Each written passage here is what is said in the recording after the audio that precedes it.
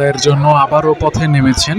মূলত বাড়ি ভাড়া, চিকিৎসা ভাতা এবং উৎসব ভাতা বৃদ্ধির দাবিতে তারা আন্দোলন চালাচ্ছেন।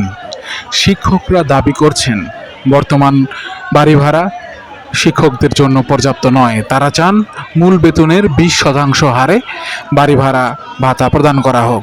এছাড়াও মাসিক চিকিৎসা ভাতা 500 টাকা থেকে বাড়িয়ে 1500 টাকা করার দাবি তুলেছেন।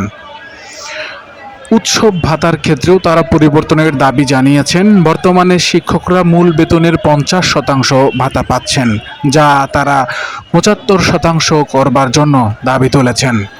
শিক্ষকরা জানান, এই দাবিগুলো পূরণ না হলে তারা শিক্ষা ব্যবস্থাকে জাতীয়করণের দাবিতে আন্দোলন চালিয়ে যাবেন। আজ 15 অক্টোবর 2025 শিক্ষকরা ঢাকার শাহবাগ মোড় অবরোধ করেছেন। এর আগে তারা কেন্দ্রীয় শহীদ মিনারে অবস্থান কর্মসূচি পালন করেন। তার আগে জাতীয় প্রেস ক্লাবে অবরোধের সময় পুলিশের সঙ্গে সংঘর্ষও ঘটেছে।